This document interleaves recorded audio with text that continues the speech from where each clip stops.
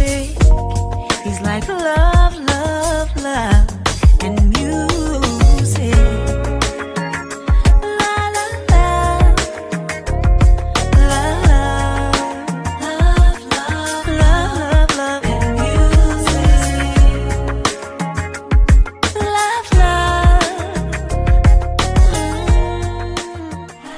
Hello, everyone. Thank you for tuning in. I am Jay Lee. This is Jay Lee's Corner. This is my, late review of With the Campbells. This is season 1, episode 3.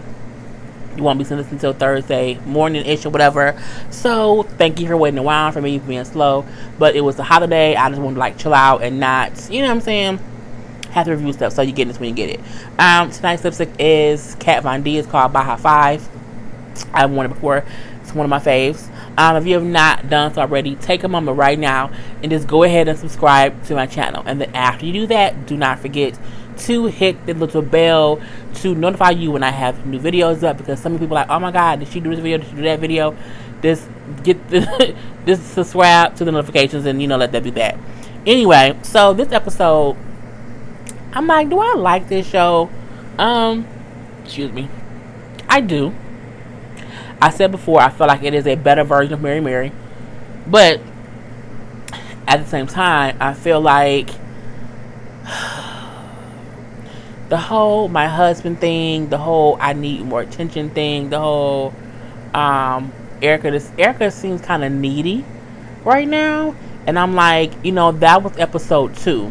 And I'm like, it's too early in the season for these serious situations that I feel like, is just too much. I'm like, can we get some? I don't know. I just feel like something feels just too extra too soon for me. Even though we've known them for a while from 5 seasons of Mary Mary, I still feel like pushing this whole issue of we don't have enough time together, for me, it feels just too much too soon, I think what I'll say. So they're still at dinner talking about these issues about how she feels like he needs to be able to read her emotions and her thoughts when she isn't happy with something, when she needs more attention, or when she just feels like he isn't doing enough to check in with her to see what's going on. And she just basically wants him to be a Maori. She wants him to read minds, to know what she wants, when she wants it, and how she wants it, or whatever. And he like, no one can read minds. And she's like, well, yeah, but they can read emotions. So again, I feel like the same way you want him to read your emotions, I feel like you can just tell him what you're feeling. You know what I'm saying? Because if you tell someone what you're feeling and they ignore it, then that's the reason to be upset. But if you acting like everything cool verbally, but you act like but you not acting that way emotionally, if they don't notice it, you can't say, well, I told you this or I told you that. Well, no, I seen you frown that one day, and so I seen you you didn't wink back at me the other day, but I didn't think about it because I could have had 18,000 other things on my mind, because again, I am, we're both living this life. But by the end of the day, they was laughing and joking, so I'm like, it was what it was.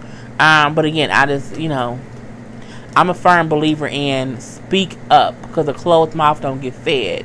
So if you have an issue with something, you need to say something. Because if you say something and nothing is done, again, that's a reason to be upset. So it was what it was.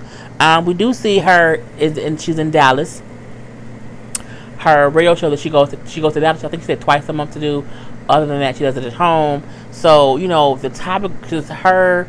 She's a whole co-host, and there was like a producer in there. So it's like a whole little radio show. So the topic was dating in 2018. Let me say this. Dating in 2018, it sucks. I am dating in 2018, and it sucks monkey balls. Because you have to first find a needle in a haystack, and then out the needles that you find, you have to be sure that they actually want to be in a relationship. And then if they do, you have to be sure that they're not crazy. So dating is definitely crazy in 2018 between social media and people not really being, face-to-face stuff or whatever. It's a lot to deal with, which is why I'm single but dating, because you have to weed through all the assholes, and I'm still looking for I'm looking for the asshole I can accept and deal with. So yeah, but you have to do it to meet people. So the co-host on the show, he is recently divorced and he's dating or whatever. So they asked the question, like, can you date more than one person? where he said, well, yeah, you can or whatever. And I agree. I feel like people think when you're dating, you have to meet one person and then date that one person. No, when you meet, you want to meet multiple people to see who you like, and then one, you should not be sleeping with all of them or whatever. That's not good, and you shouldn't be leading extra ones on. But like when you meet someone, y'all are friends. Like when I meet someone, I don't meet you like, okay, you're my boyfriend. No, I just met you, bruh, and I just met him too. And both of y'all, I'm going on a date with both of y'all to see who I like. So I'm actively dating. So that's what I think of when someone says you date multiple people. Well, you should, until you say, you know what, me and him have been on 4 or 5 dates. I do like him more than I like that one. And let's see if we can have this conversation where we can like say if we want to like exclusively date. Like, because once you're exclusively dating, you're still dating, but you're not entertaining other people. They're not your boyfriend or girlfriend, but you're just you're dating that one person. I think there are levels to making someone your man. Like, you meet and date multiple people. You then can say, okay, you know what, I like this one, he likes me. Let's kind of say we can date exclusively, but not be a couple. But we're just not entertaining other people. And then you take it to see how far I can go, and then you can eventually become a couple. So that's my perspective on it. Anyway, Erica then says like if you date multiple people, it kind of makes you a liar, because you then have to lie to the other one, because you can't tell one person, oh, well, I have a date with so and so. I think you don't have to say that to someone. I think when you're dating someone, and until you have a conversation about exclusivity, who else they're dating doesn't matter, because in the beginning stages you're just getting to know someone, you're just friends with them. So if you're getting to know other people, I don't care, because I am too. I think once the point to where you're saying, you know what, we've been on a few dates, we've had a conversation about just us or whatever, then you can say, okay, well, are you dating other people?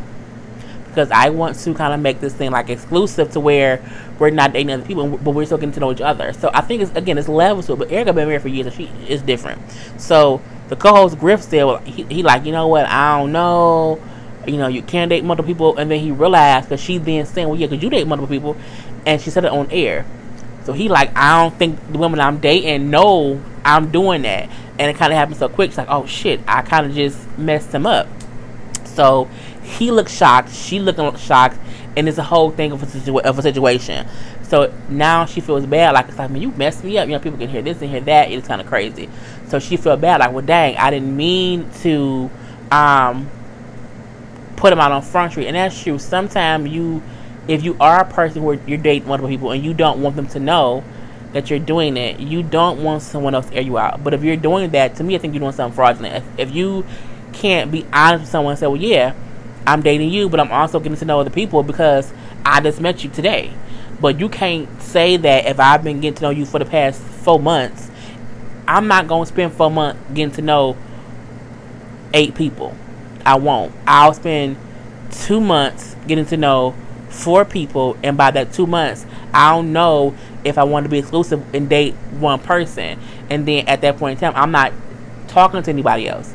I'm focused on that one person, because I've got to, you know what I'm saying? It is what it is. But he like, well, shit, I'm messed up now. So they meet up later to kind of talk about it, because she feels bad about it and she did not mean to kind of air him out.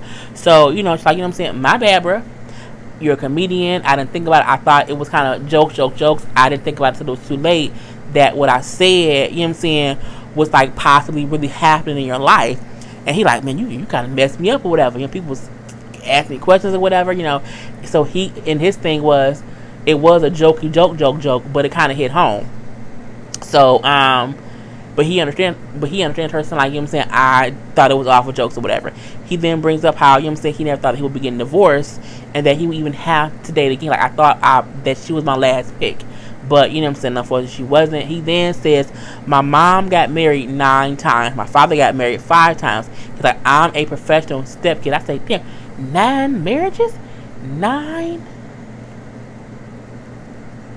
I'm like, how long do they last? 9? My mom was married 9 times and my dad 5. I said, no, that's a lot. That's a goddamn on lot. And at that point in time, you are a professional stepkid, because you're consistently having a step parent. You can have other step siblings. That's a lot. So he said, because I saw that go on, I tried to make my marriage work. You know, I tried to keep making it work. He said, at the end of the day, she left me. He was like, so, you know what I'm saying? It just is what it is. So she just tell him, like, you know what? Don't rush. You know, God will bring into your life who was for you. This kind of, you have to kind of be open for it and wait for them to come. And that's how I feel too. I ain't rushing nobody. I'm not, you know, it is what it is. You have to, you can't force it. So I do like how she kind of said that. So it was that whole situation. Warren in the car with them kids. Okay, the little cute little kids or whatever. They driving wherever. It was like the school or whatever. And then Warren then says, I got a song I made for your mama. And then he puts the song on. Now, see, this is the part that I think is some crap. It's their theme song, which we know is the theme song. But he put the song on and the kids singing it. I said, how they know the song if it's brand new? Like, how? Come on now. So the kids like, oh yeah, let's sing a little ditty. Let's sing a little chorus or whatever. And then I'm like, how do you know the words? So he then says, oh, my kids can sing. I didn't realize they can sing. They can be a singing group. I say, y'all are not the 5 Heartbeats. Y'all not the 5. No, just don't do it. So he like, you know what I'm saying? I think we should make y'all a singing group. I think y'all should be a singing group. Let's call mom. Call Erica. She's not too happy about it. She's like, I don't know. We already busy. You know what I'm saying? I don't know about that. He then says, I'm going to make a singing group anyway. I say, look, if you make your kids a singing group before you make your sister a solo artist, she gonna kill you. Like, she gonna absolutely blow a gasket. She's gonna be pissed off. You cannot focus on making your kids musical artists or whatever. Work with your sister, okay? Do that, because she's gonna be pissed off if she hears about it. So we do see later on he get his Joe Jackson on. He, you know what I'm saying, trying to make them big again. He got one on the drums, he got one on like a guitar, he got one on the piano or the keyboard or whatever. And I'm like, first of all, they don't sound good, okay? They just don't. Boy, bye.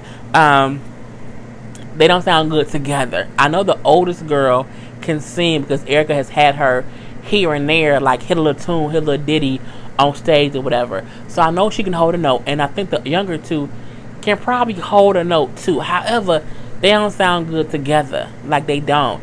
It's the equivalent of what's good? Macaroni and cheese is good, okay? So is chicken. So is marshmallows. But you don't want to mix it all together at all. Okay, you don't want to do that. Certain things are good separately and not together. Okay, you don't want to put fish seasoning in mashed potatoes. You just, because it ain't gonna taste right. But fish seasoning on fish is fucking delicious. So you got to remember when to not mix stuff together. Them kids didn't mesh well in the vocals. They just did not. And I'm like, you know, them voices ain't merging well. Okay, let them be kids. Okay, let them go to school, play with some Play-Doh, build some blocks. I don't know, but they not a second group, and just let it go. Okay, so keep working on it. Keep working on it. Not on camera. We do see Joy, like sitting with her, like her best friend or whatever. She brings up how she did a movie with Danny Glover. Damn it, was it Donald? No, the dude, shout out to Gambino, okay. And she's happy because it's like a feature film or whatever. I meant to Google it to see, because she's excited or whatever. So she's dabbling in music, she's dabbling in movies or whatever. Okay, girl, do you? So her friend, like, you know what I'm saying? Well, when you gonna get back into dating? This to me was a lot.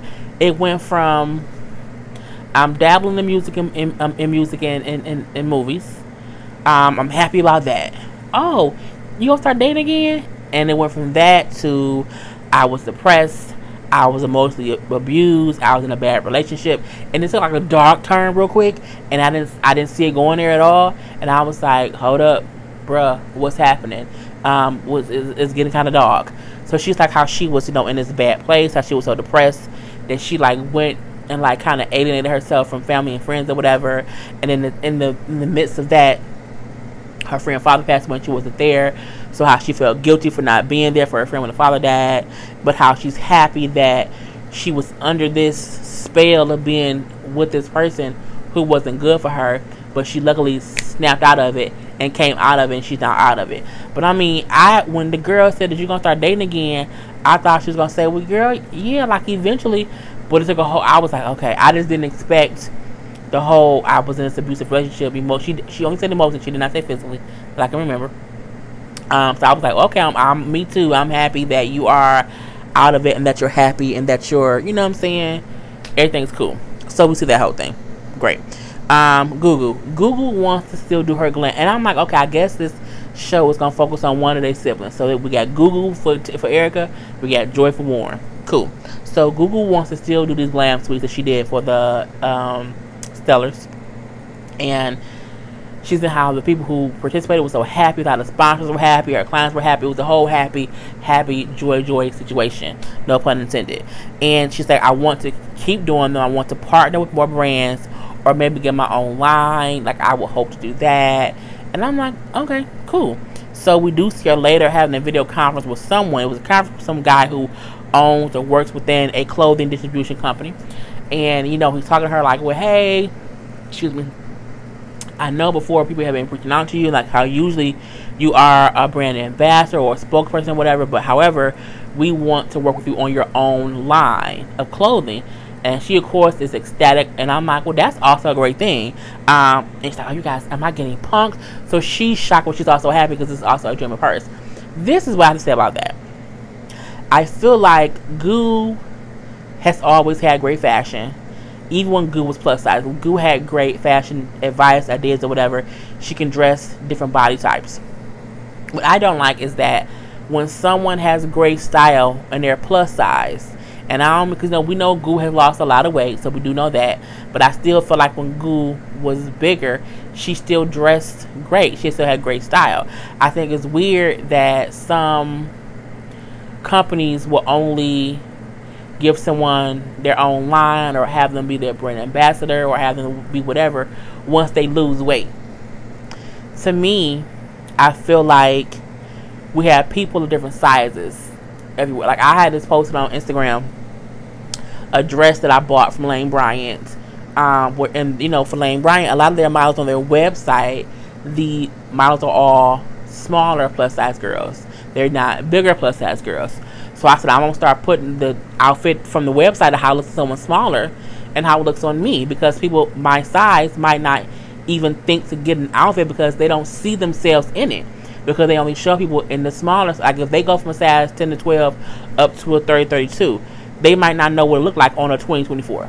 Because they don't really post that on the website. They don't post it. So I feel like they're giving Goo this line after Goo's lost tremendous amounts of weight, and she looks great. She looks fan-fucking-tastic. But my thing is, her style was the same when she was plus size, when she was more plus size than she is now when she's still a smaller plus size person. So I'm like, I just wish they would have also saw how fly she was, just regardless of what size she was. Because Goo not skinny now. She's still thick. She's still thick. You know what I'm saying? So I'm like, I just wish that they didn't like, oh, well, you're smaller now and we now want to give you a line. Because Goo was, that's just my opinion. So let's move on. But anyway, I just do wish they would kind of recognize plus size, period. Okay, so anyway, we do see Joy. Joy goes to meet with MC Light, who was her mentor. I'm like, okay, girl, that is a great mentor. Okay, I'm saying, I'm like, all right, girl. Anyway, she's expressing how she kind of feels lost in the sauce of the My Black brands, and she just kind of does not know where her brother is with getting her career off the ground. But I'm like, you've been working with this man for years, okay, years. Because again, they said that he signed the sister first. However, Mary been out for years, bitch. And again, I don't know of Joy. People commented last week and they said, well, no, she had a song on this thing, she had a song on that thing. But when you bring up stuff like that, that's like me saying, oh, well, like, no, Mary.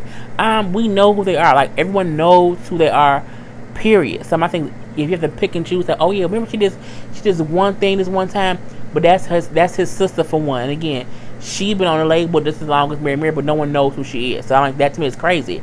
So, you know, Light is like, well, look, have you talked to him or whatever? She's like, yeah, but you know what I'm saying? It's just, I don't know what I'm going to do or whatever. Light had a great idea. She said, you know, talk to him, come up with a stern timetable to where you want to have things done and you want to have certain things completed. And if he can't adhere to that timetable, then, you know what I'm saying, you would have the option to leave and take your music elsewhere and get distributed elsewhere. And I think that's a great idea, but I also feel like Joy is literally waiting for Warren to do everything. I feel like at the same time, if I'm on a label for so long and the producer or the whoever the owner, whatever, isn't doing anything for me, what can I do at his studio?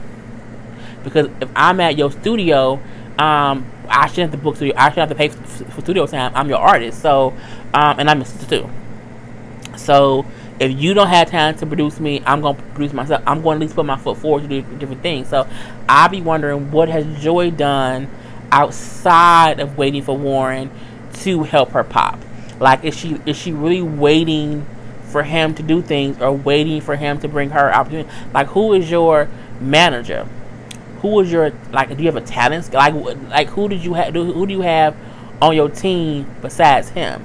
If it's just him and he ain't working, bring someone else in who can still get you things to do, and you ain't waiting on your brother. But that's neither here nor there. So Joy thinks that, again, that's the fair point.